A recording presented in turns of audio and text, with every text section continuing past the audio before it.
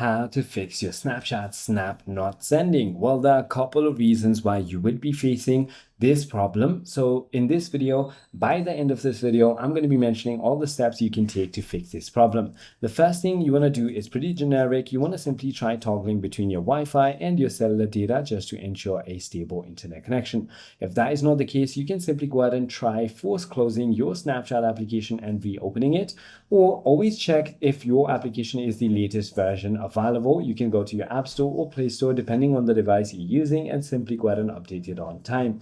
Sometimes what happens is that Snapchat server status could be down. You can go to downdetector.com and search for Snapchat to check if there are any problem with the server.